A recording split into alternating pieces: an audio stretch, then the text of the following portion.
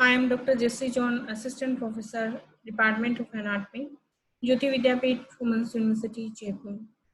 We have discussed the anatomy of common carotid artery, and today we will discuss the part of the common carotid artery, that is the internal carotid artery. So if you have any query after the session, please mention it below the comment box and it will be resolved very soon.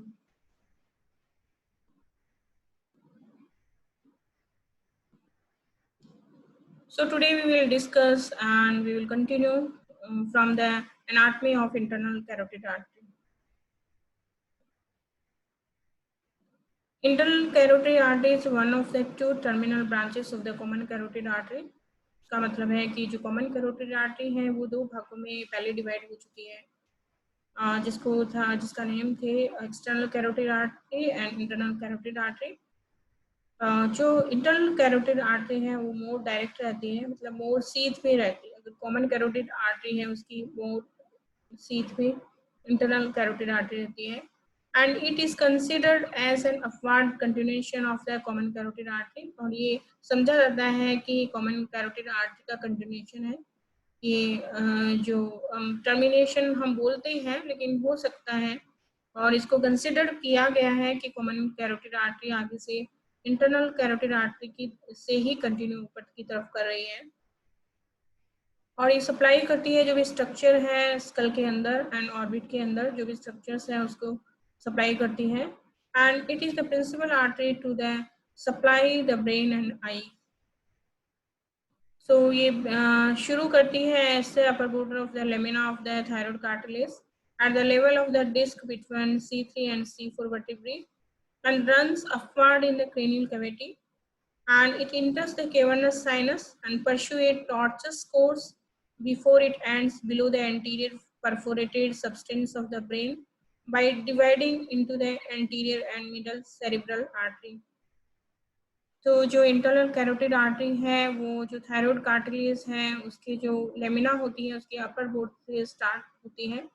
अगर हम vertebra के level की बात करें तो ये जो C3 C4 जो सर्विकल वर्टिब्रा है उसके जो डिस्क है उनके बीच में उसके लेवल पे शुरू होती है, और ऊपर की तरह ये क्रेनियल कैविटी की तरफ जाती है। वहाँ पे ये कैवर्नस साइनस में एंटर करती है और एक टॉर्चुअस कोर्स होता है, इसका मतलब आड़ा टेढ़ा घुमावदार एक कोर्स होता है, और इसके बाद में ये डिवाइड हो जाती है अपने आप पे और anterior and middle cerebral artery में डिवाइड होके टर्मिनेट हो जाती है।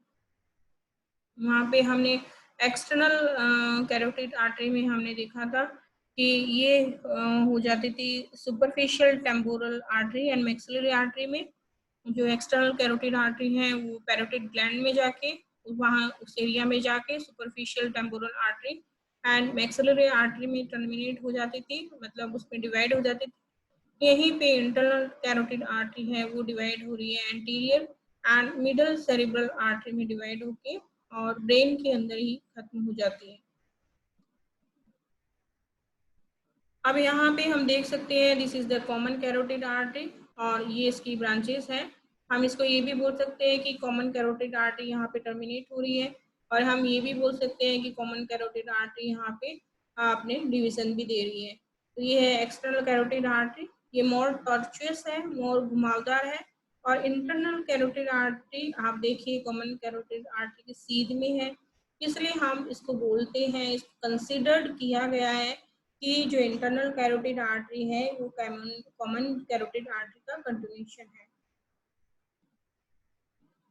इसके पार्ट्स ये 4 भागों में डिवाइडेड होती है। अगर इसके कोर्स की बात करते हैं तो 4 भागों में इसका डिवाइडेशन है। तो सबसे फर्स्ट जो पार्ट है cervical part, it ascends vertically upward from its origin to the base of the skull to reach the lower end of the carotid canal and lies on the front of the transverse process of the upper cervical vertebrae. In the neck, the internal carotid artery is enclosed in the carotid sheath along with the internal jugular vein and vagus nerve. तो ये नेक से start होती है, यहाँ पे हमने देखा ही था कि ये लेमिना से स्टार्ट हो रही है। तो इसका जो फर्स्ट पार्ट है दैट इज सर्विकल पार्ट, और ये कैरोटिड शीथ में इनक्लोज होती है। कैरोटिड शीथ में इसके अलावा और दो वेन्स हैं, दो स्ट्रक्चर्स हैं, जिसका नाम है internal jugular vein and the vagus nerve. Branch है इसकी जो देती है नेक में। Internal carotid artery gives no branches, इसकी कोई ब्रांचेस नहीं होती क्योंकि नेक में होती है और इसकी कोई भी ऐसी ब्रांच नहीं है। पेट्रस पार्ट, जब ये एंटर करती है petrous part of the temporal bone in the carotid canal, it emerges at the apex of the petrous temporal bone in the posterior wall of the foramen lacerum and passes through its upper part to enter the cranial cavity। तो ये temporal bone के carotid canal से होती हुई ये enter करती है cranial cavity में। और इसकी दो ब्रांच है, इसको बोलते हैं कोर्टिको टिम्पेनिक ब्रांच, वो सप्लाई करती है मिडल ईयर में, जहाँ पे एनास्टोमोसिस कर लेती है anterior and posterior tympanic arteries में।